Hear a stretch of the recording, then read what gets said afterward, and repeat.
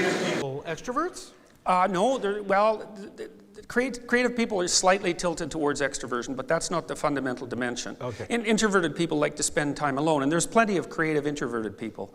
That another personality dimension is known as neuroticism, somewhat unflatteringly, and it's an index of sensitivity to negative emotion, so that if you know people who are volatile, they're touchy and they tend to fly off the handle, or they're sad or morose or anxious or tend to avoid stressful situations, then they tend to be higher in trait neuroticism, and that's specifically a negative emotion dimension. Extroversion is an index of positive emotion.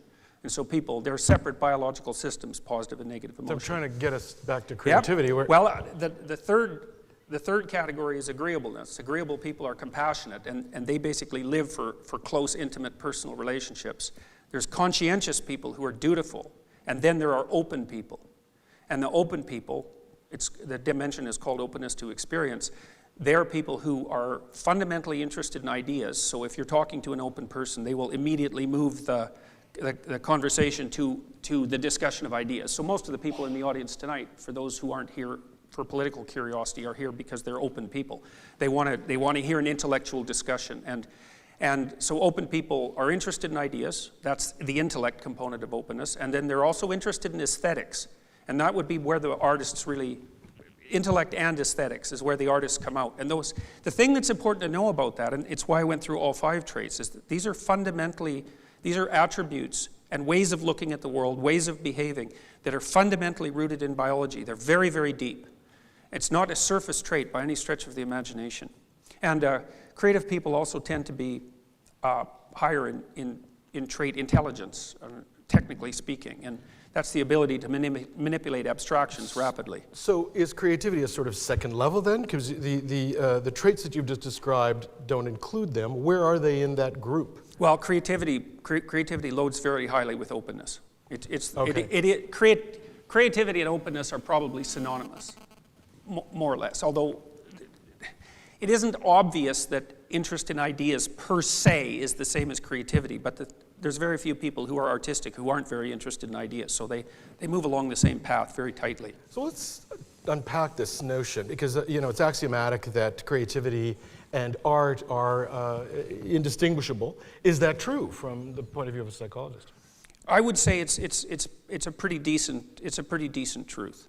It's open people are the ones that are interested in aesthetics. So there are lots of people who are, in some sense, blind to beauty. It's actually one of the things that distinguishes, strangely enough, it distinguishes conservatives and liberals, roughly speaking, because liberal people tend to be high in openness. They tend to be creative, but they're low in trait conscientiousness, so they're not very dutiful. They're not particularly orderly. They're not particularly industrious, not compared to conservatives. Liberals? Yes. Well, it's partly because, you see, this is one of the paradoxes. Conservatives are high in conscientiousness, especially orderliness, and they're low in openness. And I think the reason for that, in part, is that it's not that easy to be creative if you're too industrious or orderly. Because imagine you want to be a musician and you're 18, 19 years old, or worse, 25 years old, Well, the thing is that it's an insane thing to do if you're someone who's dutiful and career-oriented and practical, because the probability that you're going to monetize your creativity is so low that it's futile to even attempt it in many situations. And so if you're too concerned with convention and productivity, then that's going to undercut your ability to manifest adherence to your creative vision, which also takes you in all sorts of directions, none of which are necessarily practical. So one of the ways of thinking about creativity is that it's a gambling strategy, and conservatives make low risk, low return, but certain bets, really. And whereas the more liberal types and the more creative types, they make high risk, high return bets. And so almost all of them fail. But those who succeed dramatically, and they also change the world. And so, although it's very foolish to be creative, it's creative people who lead the vanguard forward into the unknown and transform the world. So, foolish as it is, it's absolutely necessary. Foolish because risky? Yes, because risky, yes. I mean, it's foolish in the same way that a high risk, high return bet is foolish. there's a high probability that you'll lose. And so if you're a conservative person, you're very concerned about hedging your bets. You don't want to lose. Being creative is a very bad game to play, but you won't play it anyways because you're conservative, so it isn't going to matter. So you are an open late teen, and you have conservative parents, and you say, Mom, Dad, I think I've decided that I'm going to be an artist. Oh yeah, and they think, what's wrong with that kid? That's a complicated conversation, isn't it? Yes, yes. It's like discussing color with someone who's colorblind. And I mean that. And it's actually a perverse thing about conservatives in some sense, because the data on the economic utility of artists is really, really strong. I mean, artists and entrepreneurs are the same people. And of course, entrepreneurs are the people who provide all of the vision for the entire capitalist system. They're absolutely necessary. But conservatives tend to be so blind to art that they can't even see that the artists are the people who drive the economy forward. But you make them sound so bad. No, look, I mean, so here's another way of thinking about it. Is liberals, are we talking about political conservatives and political liberals? Yes, we're also talking about personality traits determine voting patterns to a great degree. So people vote their temperaments. And this is something that's really useful to understand when you're engaged in a political discussion, is that the person across the table from you who holds viewpoints other than yours is not doing it because they're stupid or ill-informed. They're doing it because they are not the same sort of person you are.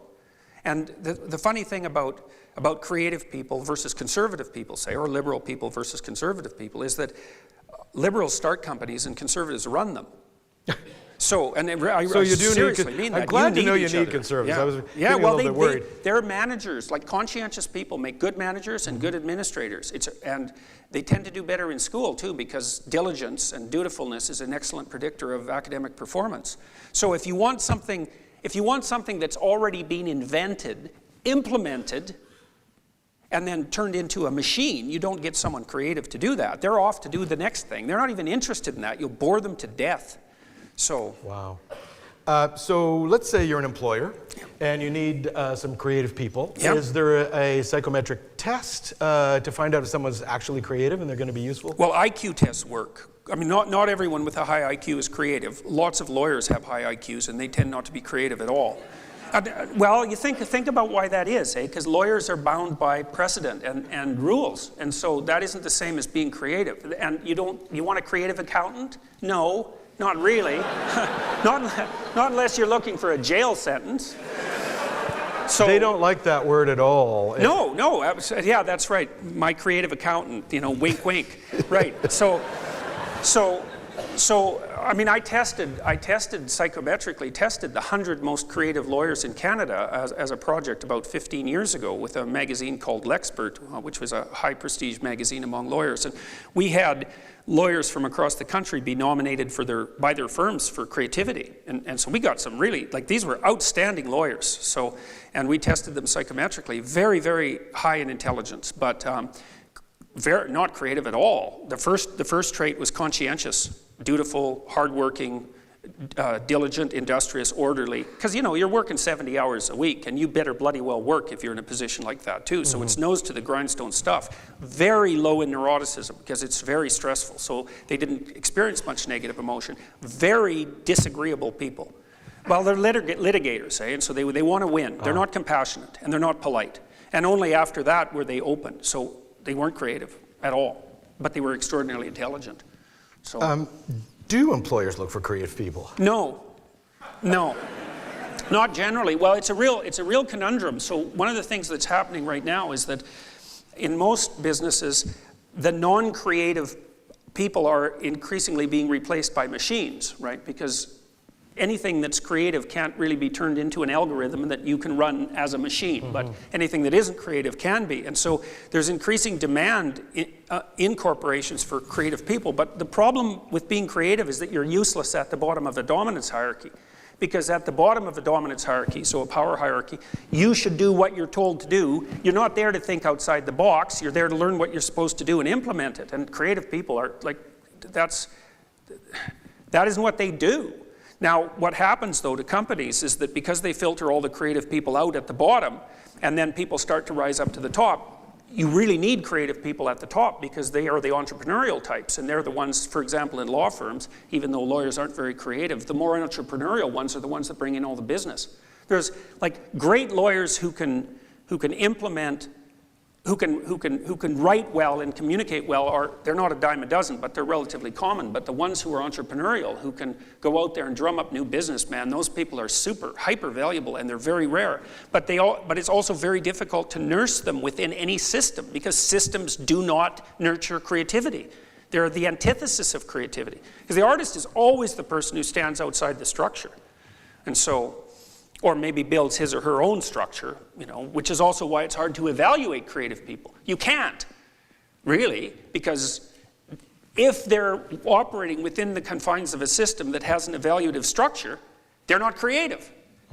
So they're a real pain to try to manage and to organize. But you can select them. You select people who are high in intelligence and high in openness. We've done that in California. So I work with this company called the Founder Institute. It's quite a cool company. It's run by this guy named Hideo Resi, and he has now started schools to foster entrepreneurship in 135 different cities. And so we're testing in 8 languages, and we can reliably select people who will have a functioning business within a year. You select them for high openness and high intelligence, roughly speaking. So it's certainly something you can do. But then you have to figure out what you're going to do with those people, because telling them what to do isn't going to work, and putting them in a box is completely counterproductive. So they're very annoying, even though they're hyper necessary. We work with living artists, and I spent my whole career working with living artists. I worked with one dead artist once, and I will never do that again. It's not for the faint of heart. It's not for everyone to manage creatives. It's also not for everyone to be one. You know, I've only known one person in my life that attempted to live, I would say, fully as an artist outside of systems. And I mean, he was a jack of all trades. He could do everything. He was a licensed electrician. He was a carpenter. He was a taxi driver. He could pilot boats. He was great at fixing up houses. He was a designer. He was a good speaker. He was a good problem solver. He chased all the rats out of the McGill campus at one point. That was one of his jobs. Does he speak French? He does. He does. Give him my card. Yeah, well, and he's also a very accomplished artist, and he was the best at that and great at social networking, you know. But even him, he had to be dancing all the time to monetize his capabilities. With that multi-dimensional array of skills. So it's very hard to be an artist and to survive over any reasonable period of time. What's wrong with our social structure? Well, first of all, are creative people common? Are there a lot of them? Is this a problem we need to solve to find a way to integrate them and to I don't want to say exploit them, but exploit their creativity for the greater good? We don't seem to be very good at that. We've marginalized them. There's no minimum wage for visual artists, for example. No, we do an abysmal job of it. Can we fix this, our communities? Well, the correlation between grades and creativity in university, at the University of Toronto, for example, is 0, right? But that's because it's not that easy to grade people who are creative. But so educational institutions do a great job, especially before the university level, of just crushing creative people. So, because the education system was actually set up back in the late 1900s to train the children of workers to be obedient workers. I mean, you think all the desks are lined up in a row, you're supposed to sit down, you're supposed to shut up, you're supposed to do what you're told, you do things by the bell, that's a factory bell that rings for recess and so forth. They're factories. You don't produce creative people in factories. You produce factory workers, and that's fine, except there aren't any factory workers anymore, so we should probably stop doing it. I'm not sure things have changed. They haven't changed at all. Things haven't changed very much. No, and it's hard. You were asking about the commonality of creativity too, and the other thing that's difficult and horrible is that creative people are as rare as the winners of races. You know, no matter how many people who are racing, there's only one winner. Yeah, well, and everything tends to go to the winner, and that's how things work in the world. And the thing about being creative is that it isn't that you have to be creative, it's that you have to be more creative than everyone else. And good luck with that, especially in an era where creativity is distributed unbelievably widely on platforms like the internet. Now, I read the other day, and I probably got this figure wrong, but the orders of magnitude are approximately correct. 80 million songs are available for download online. 70 million of them get downloaded 0 times, right? And that's typical of creative production, right? I mean, the number of symphonies that most of you people have written is 0, right? The number of books you've published is 0. The number of books you will publish is 0. If you publish a book, the probability that it will be that it will sell more than 100,000 copies is 0, right? The rejection rate for a good scientific paper is 99%. So it's very, very difficult to be creative because you have to get there first. And then even if you do get there, very few people take all of the rewards. Like you think about Stephen King, for example, right? He's a really good example. It's like half the money in the publishing business goes to Stephen King. And the reason, well, here's why. You know, you go into, think about where people buy books, novels. It's in airports often. And so then you imagine that the geographical territory for the distribution of novels is something like the book rack in front of the bookstores in an airport bookstore, right? So it's this rack that's this big.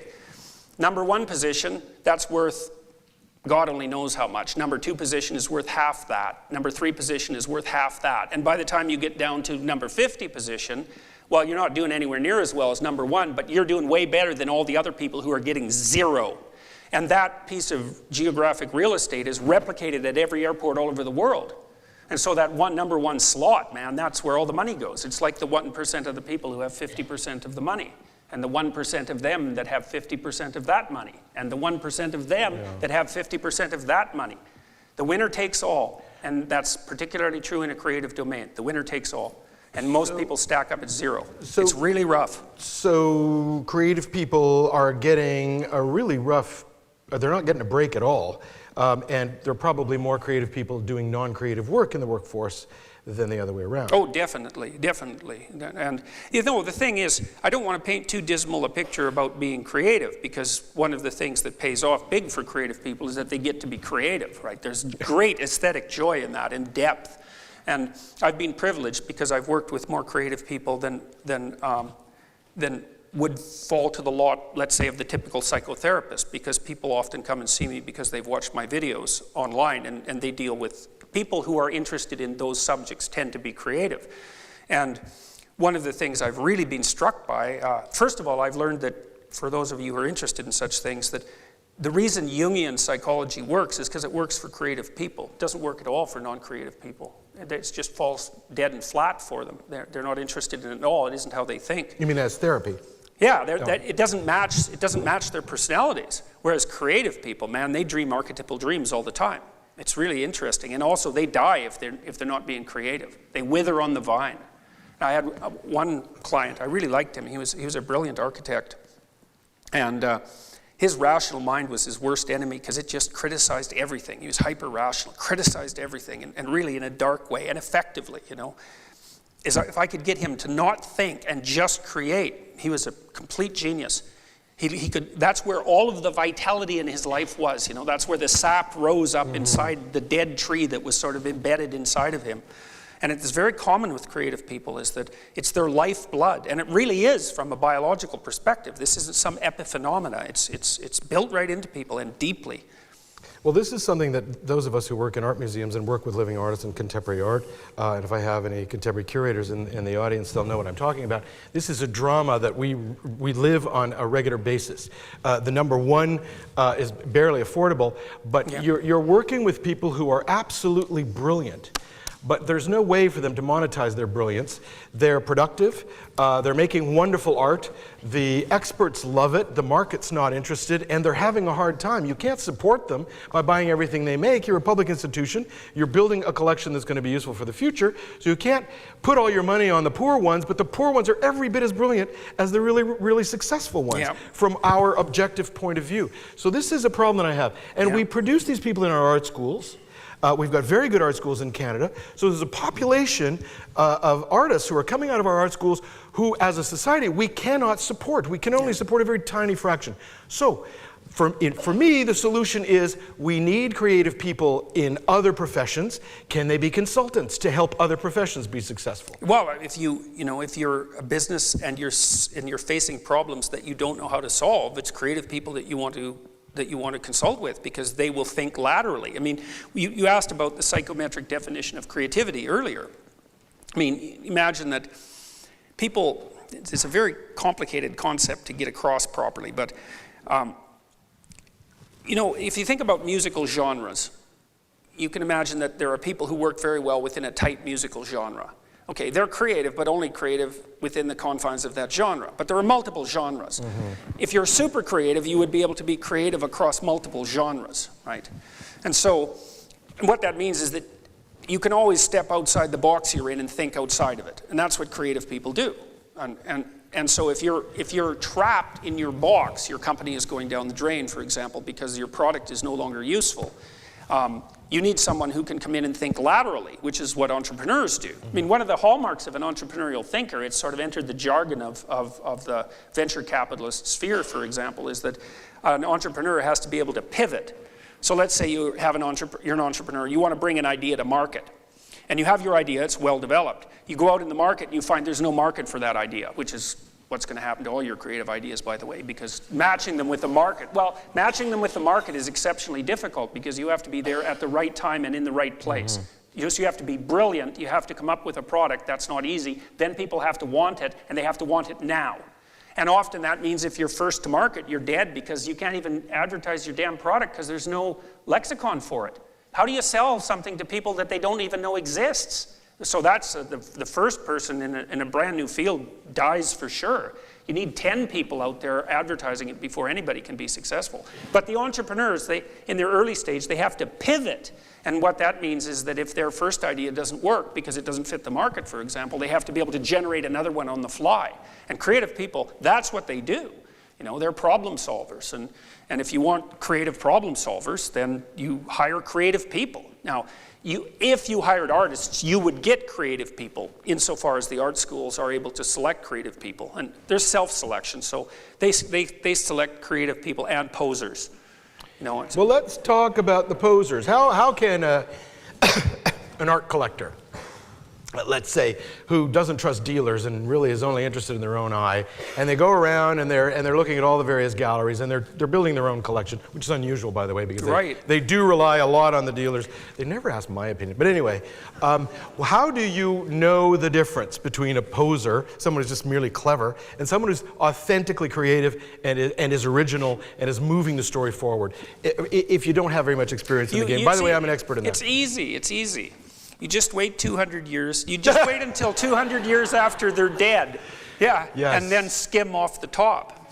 Yeah. We actually think of ourselves, those who work in art museums and spending public money on exhibitions and collections, we talk amongst ourselves and we're very careful about winnowing through the people who are also rands, posers, or who are not actually going to be the ones who are going to make that flag that will remind everyone of 2017 versus the ones who are. Well, when you're trying what's to do... the real art history of Canada? Is it with these artists or that one? When you're trying to do that, I mean, okay, so first of all, we'll assume that you're a creative person, and I think that's a reasonable assumption to make. And then we'll also assume that you're very well educated in the history of art. So you're in a good position because you can tell when something's been done before. Right. And you also know the difference between something that's been done well and something that hasn't.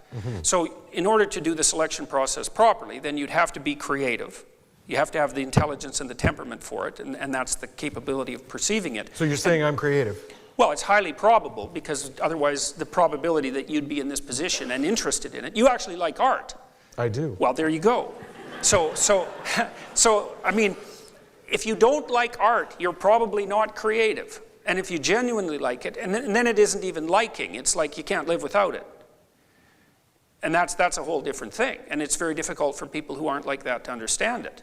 You know, but if you are like that, then art speaks to you, and it speaks this language of tremendous beauty and continual revelation. And you can educate yourself, obviously. You do that by, I would say, mostly studying philosophy, literature, all the artistic domains, the humanities. Make yourself a connoisseur and ally that with your temperament, and then you have a reasonable chance at selecting things that at least aren't duplicates of what's been happening before. Right.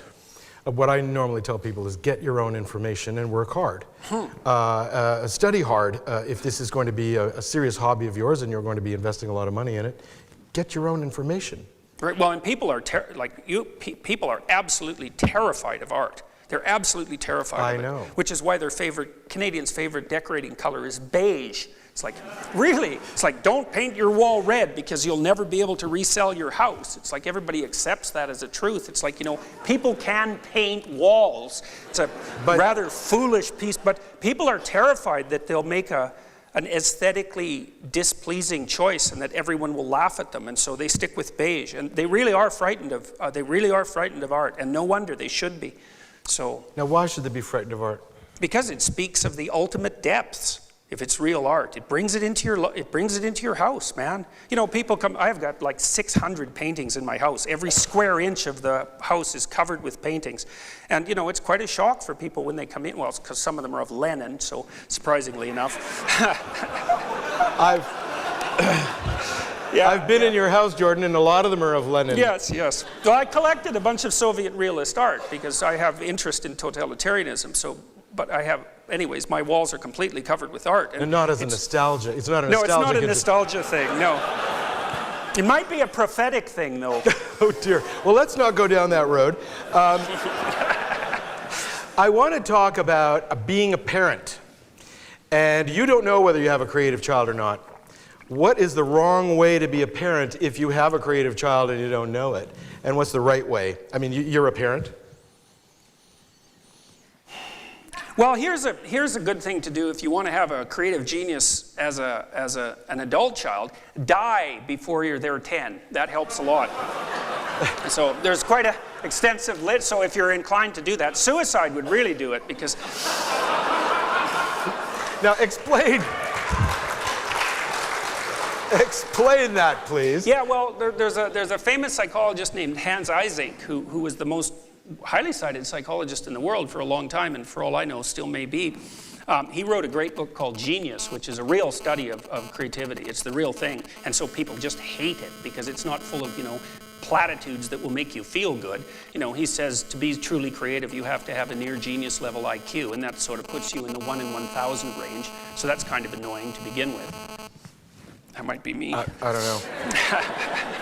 And so, but he's also found that early traumatic experiences are good predictors of late creativity. Now, we should also say that early traumatic experiences are also great predictors of catastrophic adult lives. So, but you can imagine the thing that people don't understand about creativity, or one of them, is that there's no reason to be creative unless you have a problem to solve. And if someone dies on you young and you're forced to fend your way in the world and to deal with that kind of trauma, you have to put yourself together in a creative manner, and it's no joke. And so early negative experiences allied with high intelligence and this kind of temperament that we were talking about is one of the things that fosters creative production. And parents are misinformed about this sort of thing because they think that if they just do laissez-faire things with their children, you can do anything you want, they'll automatically be creative. It's like that's the stupidest thing you could possibly imagine, because that isn't how creativity works. Creativity emerges when you put serious constraints on things. And so a good example of that, like a symbolic example, is the example of the genie. And the word genie is at the root of the word genius, so they're nicely tied together. And a genie is this tremendous godlike force encapsulated in this tiny little space. And in order for the genie to be able to grant wishes, it has to be both constrained extraordinarily tightly and be without constraint at the same time. It's the conjunction of those two things. And so in order to have someone be creative, you have to set them a difficult problem. Great literary figures, Dostoevsky, Tolstoy, people like that, Shakespeare, man, they're solving tough problems. And someone like Picasso, he invented an entirely new way to see. It's like, try that. Well, that's what visual artists are doing. Brock did, but he worked very closely with Brock. Well, anyway, sorry, I didn't mean to be a nerd here, but fair enough. So let's go back to this trauma thing. What if you are your personality traits point to conservative 10-year-old, and your parent dies? What happens to you? Do you automatically become creative, or are you out of luck? You just spiral into the abyss, and there's no. No, I would say that what a conservative child would do. Does that make you creative? No, or it's either you are or you're not. It's very unlikely. I mean, a lot of these things are more biologically determined than people like to admit. And so, I mean, what? If you're introverted, try turning yourself into an extrovert. See how well that works. It's good luck. Like if you have a really introverted child, you can make that child socially skilled and able to tolerate interactions with groups, but the probability that you'll make that child like it is so low. Because introverts, for example, get exhausted by social contact. So those of you in the audience, you think, well, you go to a party, do you have more energy afterwards or less? If the answer is, well, far less, I need to go sit in a dark room with an ice pack on my head, then, then you're more introverted. And it's very difficult to move that. You can, but it's very hard. And creativity is the same way. You can crush it. You can crush it. Crush creativity. Oh, sure, that's easy. And we do that all the time. And you're usually pretty happy about it, too. So, Well, give us an example of how to crush creativity so we don't do it. Quit daydreaming. Oh, my God. Yes, I remember that's the same thing as saying quit being creative. That's the same thing.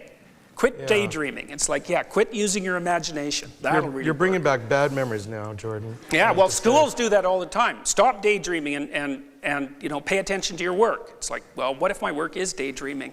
Well, then we're going to punish you because you're going to be a good worker in a factory. Oh, yeah, those disappeared 100 years ago. I guess we haven't noticed yet. Oh, well, too bad for us.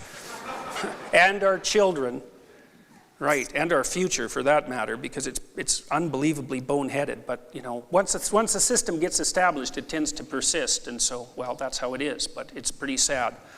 So where are the creative people in our society? We know that they're artists. So they're starving in garrets. Yeah, well, or are they working at McDonald's? No, how about Bill Gates? He did all right. Steve Jobs, he did all right. No, but I mean, what are the professions they're at the pinnacle where people get to be creative in their jobs? Because we've got this professional deformation that makes us think that only artists are creative and everybody else is just watching. Well, the entrepreneurs for sure. So people who start companies, they're the same people. They're the same people as artists, and they're more gadget oriented usually, but the temperamental predictors are exactly the same. And so I would say you find artists. Creative people overrepresented among people who you might regard as failures over their life course, and radically overrepresented among people that you would regard as spectacularly successful. And that's the high risk, high return gambling strategy, essentially. So we've eliminated lawyers and accountants. Bankers, you can throw them out too. Bankers are gone. Any managerial and administrative position is generally very low creative. Wow. Writers, artists, movie makers, literary people. I wouldn't say professors. We did a study a while back predicting what graduate student attributes predicted scientific success. Creativity was negatively correlated. Well, it's because, again, science is actually an algorithmic machine, right? That's why it's so powerful, is that you can get people who aren't creative but who will work hard, and they crank the levers, and out comes knowledge. And it's an extraordinarily powerful technology. But you can't get creative things published. You can get incrementally better things published. Creative things, it's like no one has any idea what to do with them. And the non-creative people will think, no, that's rubbish. It's like they don't know any better, but it's very, very hard to evaluate. Are you creative? See my socks? Yeah, no. That wasn't you, that was Van Gogh. Yeah, but I picked them out. Actually, my wife picked them out. But I'll wear them. Yes, I'm creative. I wanted to ask you, and I think we have a bit of time left, I wanted to get in a little bit deeper. Some of the controversies that we have lived through in the past here at the National Gallery, let's talk about Voice of Fire, for example. And one of the arguments was, well, there's no skill involved, where's the creativity? And that's, from my point of view, it's very easy to answer. Following what you've just said, Barnett Newman, who was a lousy painter, wasn't even interested in painting, was actually one of the most important artists of the 20th century, gave himself these constraints. He really, really restricted his field of operation to vertical stripes, and with a sort of metaphorical connection to humanity and our vertical aspirations. is, can we talk about creativity when we're getting into an area of extreme constraint on the part of an artist, a minimalist who paints, let's just say, someone like, there's a very famous Polish artist whose name escapes me right now, but somebody's going to yell that out, who counted for his entire life and then took a picture of himself every 10 years and just counted until the color ran out, and then he starts over with another color. And his name is not coming to me. Okay. But so, if you're looking at this objectively, conceptually, it's really quite powerful and unique. And these paintings, there's one at the Art Gallery of Ontario, and we will always regret not having one here at the National Gallery. We're not likely to have one. He died. And they're quite sought after. Can you still talk about creativity when someone has a great idea in 1964 and then just proceeds to produce that idea and replicate the same thing for the rest of their lives? I'm getting into the deep psychoanalysis of creativity. Okay, well, there's a couple of things I would say about that. The first is that people were upset about that painting because they think that art is decoration. They thought, well, that's not decoration, or they think that I'd be able to do that, which they wouldn't, by the way, because it's a lot harder than it sounds or than it looks. But art is not decoration. That's absolutely foolish. Art is exploration.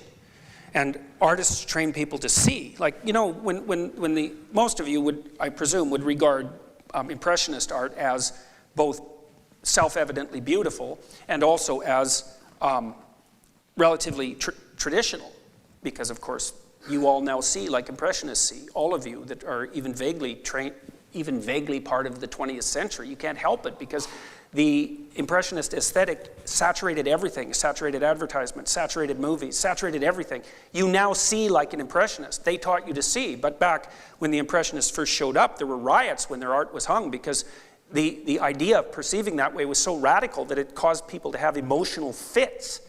And so artists teach people to see, and I mean that literally. It's very hard to perceive the world.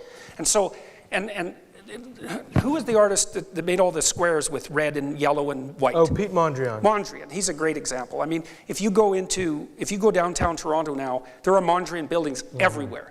And so he was playing very, very carefully and intensely with these arrays of geometric shapes, and that's not well, I like it, but it's not particularly decorative, and it's certainly not naturalistic or realistic. It's like, what's this crazy guy up to with all his squares? It's like, well, everything is built out of squares. So he's thinking, well, what are the interesting things we can do with squares so they shimmer and glow, and so that we get the geometric harmony proper, and it's just invaded architecture. You can see Mondrian absolutely everywhere. And so these people, so here's a way of thinking about artistic and creative people from a biological perspective. So imagine that the world is basically an explored territory inside an unexplored territory. Every world is like that. Everywhere you go is like that. There's things you know and there's things you don't know. And the conservative people like to be in the middle of the things that are known. And they can master that space, and they're good at maintaining it. But the artists like to be right out on the edge, and that's the edge between chaos and order. And they like to expand the domain of order out into the chaos. And they do that first by transforming perception. And you can see very concrete examples of this if you think about what creative people do in cities. They always do it, the same thing. So they're starving to death, and this is partly why, but they go in a city and they look at some ratty area that's sort of quasi-criminal and that's seen better days, and they go there and they think, with a little work, this could be cool. And so then they rush in there and they build some galleries and show some art, and they civilize it a bit, and then a coffee shop pops up, and the next thing you know, the yuppies move in because they're sort of creative but also kind of conservative, so they're the next ones into the frontier, and then the developers show up and they kick all the artists out.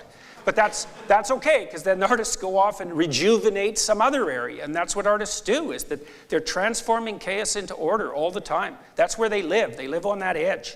And so it's a very tough place to live because you can fall into the chaos at any time. This is kind of blowing my mind, actually, because I just wrote recently in the commemorative book for the 150th here at the gallery that science helps us understand the world, whereas artists create a world that we can understand.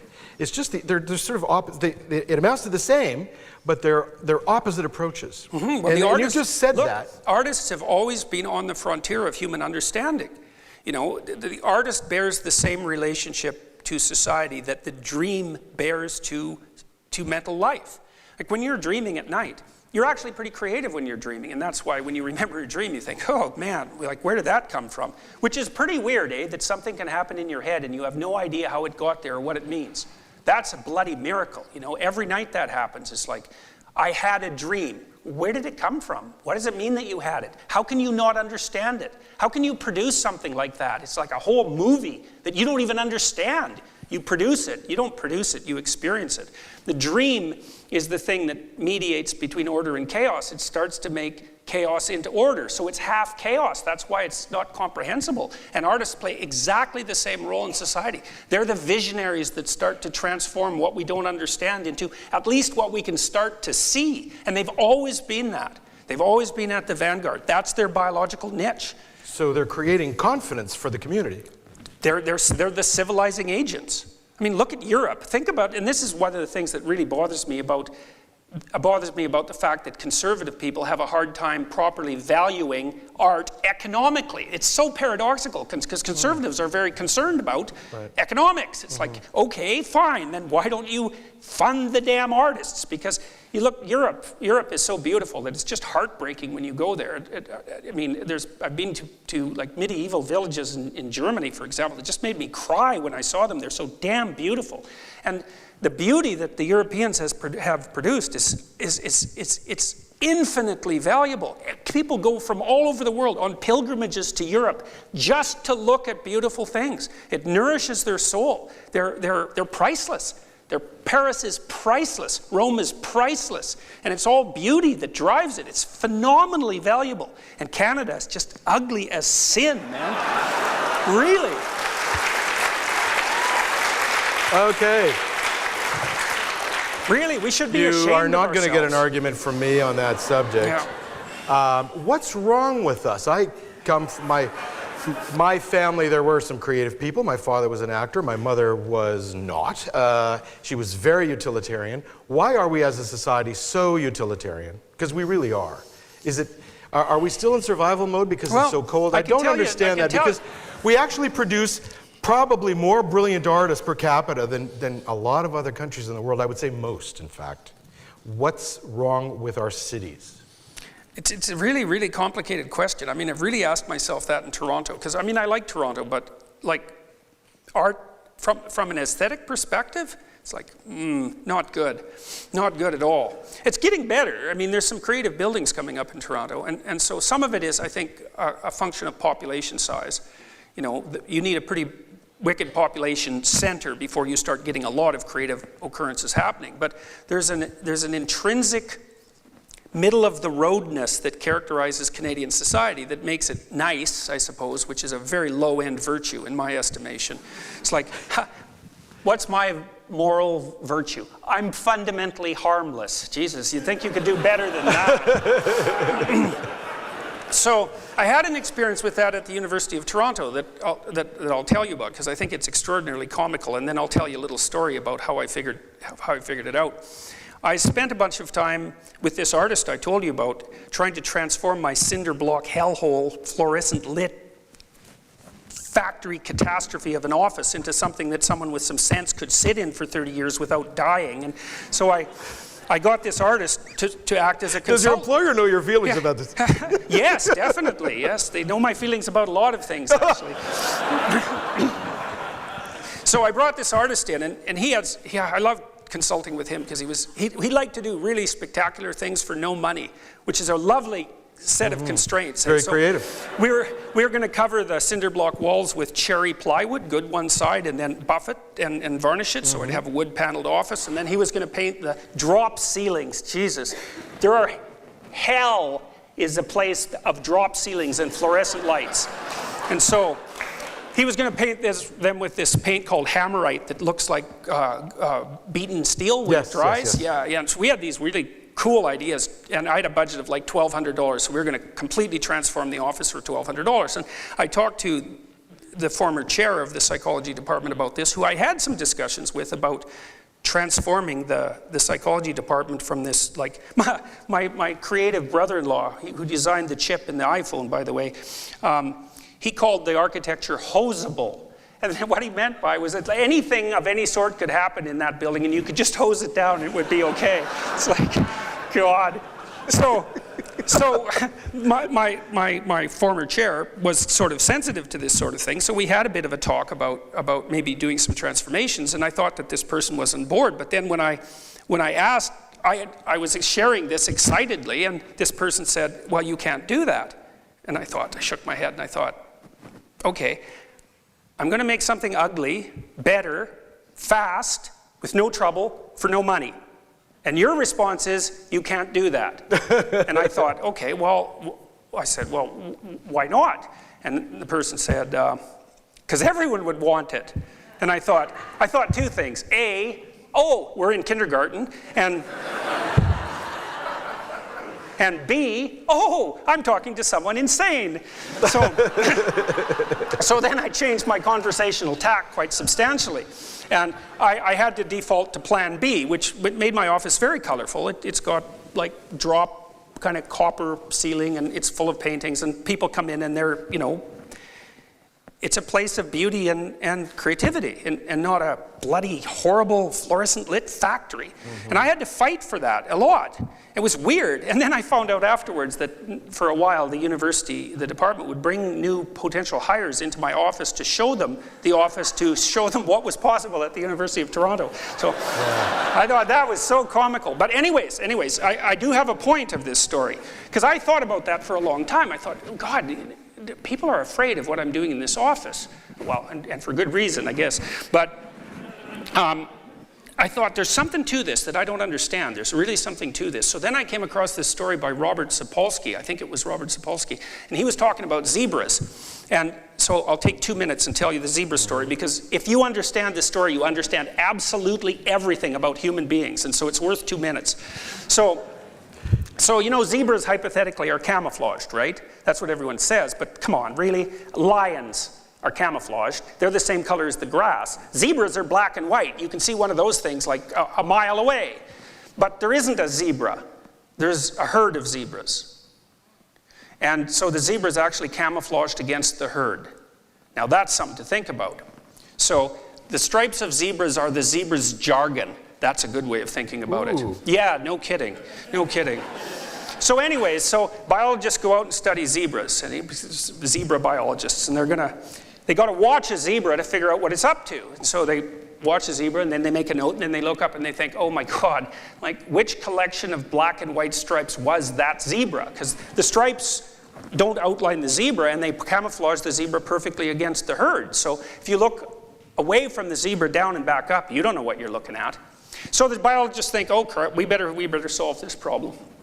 So they drive up to the herd with a Jeep and a bucket of red paint and a stick with a rag on the end of it, and they paint one of the zebra's haunches with a red spot, or they clip its ear like you do with cattle. Then you can keep track of the zebra. Guess what happens to the zebra? The lions eat it. Oh. Right. Oh is right. Bloody right. Oh, yeah. The lions cannot hunt a single zebra down unless they can identify it, because they organize their hunt. They have to organize their hunt around and identify. You can't hunt 4 zebras. You can only hunt one at a time. You can't hunt a blur of zebras. No. And so the reason they go after the little ones, or the ones that limp, isn't because they're part of kind nature and just culling the weak. That they like a nice, healthy, delicious, juicy zebra as much as the next person. But they have to be able to identify. So the thing is you make yourself colorful. You stand out. The lions will kill you. Aha. Right. Well, Canadians, we don't like to stand out. We like everybody to do okay. But we don't like it very much when people stand out. And so, I mean, I'm not being entirely critical of that. I really do understand it. I really do understand it. Because there's lions out there, you guys. There are. That's right. There definitely are. And if you stick your neck out, then the lions will come. Or the sword, because that's a common saying, right? Mm-hmm. The head that sticks up above the rest is the first to be cut off by the sword. Mm-hmm. Many cultures have a saying like that. The poppy that grows higher than the rest is the first. The tall poppy syndrome. Exactly.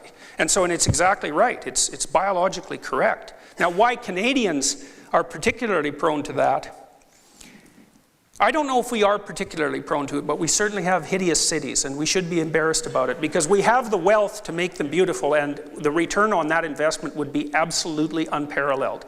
So, and it's something that, if people understood the relationship properly between creativity and economics, then we wouldn't have to have an ideological discussion about creativity, right? Because we'd have a practical one. We'd have a practical one. It's like, well, I don't think much of artists, says the lawyer, but they generate a lot of income, and I'm pretty happy about money. It's like, okay, maybe we can have a discussion. And on that note, Jordan, I wanted to thank you so much for. I'm going to go to bed much less of an idiot tonight, as we say in French. Thank you for enlightening us on the psychology of creativity and about creativity, and I would invite everyone to go out and make more beauty in our city. yes.